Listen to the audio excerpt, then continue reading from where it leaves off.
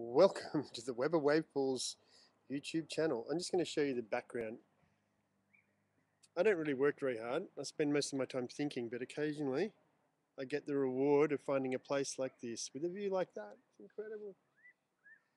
Anyway, it's bad lighting for my professional piece of work that I'm about to do. I'll give you the background. No, it's too bright. Anyway, I started making little waves in sandbanks probably in 73 or 74, and it's been almost an obsession. You can call it an obsession when you find yourself in a pair of underpants on a muddy sandbank in the middle of, on the edge of a lake, with fisher folk looking at you, or picnicking families looking at you going, "Mummy, that man's in the nude making tiny waves." Well, not the nude, but that's the degree to which I'll go to try to, well, it's enjoyable, but to understand the mechanics behind breaking waves. So I guess that's been going on, that element, the actual making of the sandbanks, for about 20 years, where you have an existing wave coming from either, the ripples that happen in a lake due to wind, or from boats coming by. Irrespective, I mean, that's been a passion of mine, even, well, probably happened at almost the same time as I started shaping. So when I was making fiberglass boards, I guess the wave itself was pretty interesting to me, and having both parents being sculptors, I guess it's influenced a lot of kind of ways that I've looked at things. There's one of Will's paintings, my brother Will. Look at that, a little bit of advertising. If I can get my head out of the way. It's quite interesting. Lovely bit of work. So in 73 or so, when I was at Cranbrook School, some friends and I, or my brothers and I, would always go down to Rose Bay and just muck around. Check out the dead dogs, try and find coins in the drain pipes, and lovely, healthy little activities like that. But there were sandbanks all over the place because of the flow that would come out from the stormwater channels. There would be sandbanks, perfectly rounded sandbanks, and as swells would come in from the boats in the harbour, they'd be very clean by the time they'd get to Rose Bay. And if it was onshore at Bondi, that means it was offshore at Rose Bay. And you'd have silky smooth water, filthy, filthy but smooth surfaces. And we'd watch these incredible little peaks. Now, surfers forever have noticed little waves, but there's a degree to which you become involved in them. And when you start making the sandbanks and getting down in the water and looking into tubes from a few inches off the water surface, and then taking photos of those little waves, which we did in 73 or 4, then you know that you're obsessed by them. I guess it's all very well to be obsessed, but to make them into something that it turns into,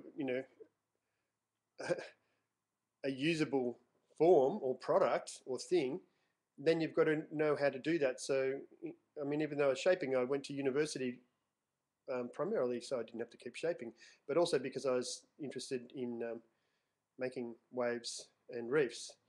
So I went and did coastal hydrodynamics at Sydney Uni, New South, and then didn't like that and went to Sydney and didn't like that. So I failed because I was too bloody lazy and wanted to get onto the interesting stuff, which was, creating these things, these wave shapes in flumes or in the tanks, and do some real tank testing. But that doesn't come until you, fourth or fifth year.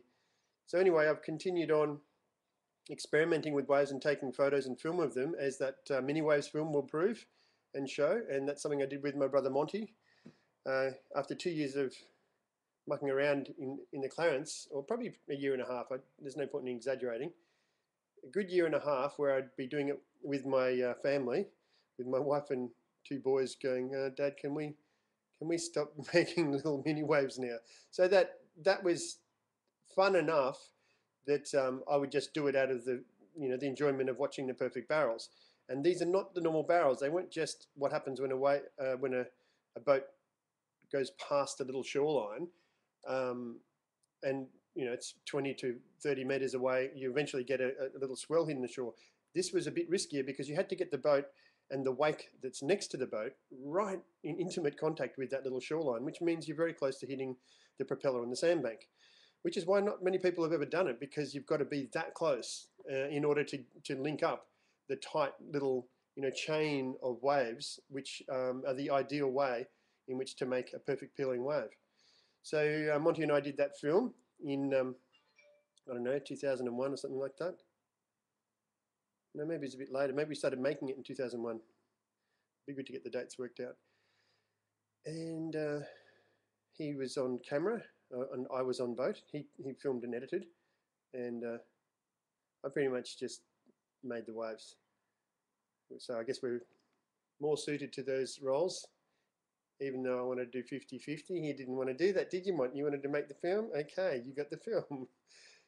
Anyway, so after that, probably 2 years later, it dawned on me how we were going to scale it up, because we tried to make some bigger. I might put this stupid thing down. Why am I holding it? Because I could show you a view outside. A few years later, again, I'll probably put dates in this little YouTube channel so people can understand the chronology. What happened after that? We tried to make some bigger waves in the hope that we could surf them, but there was no, actually, were we thinking about surfing them? Just hoping that we could get them bigger, and, it seemed so far from being surfable, because what we were making was this big, what you call about 6 inches, 8 inches in height.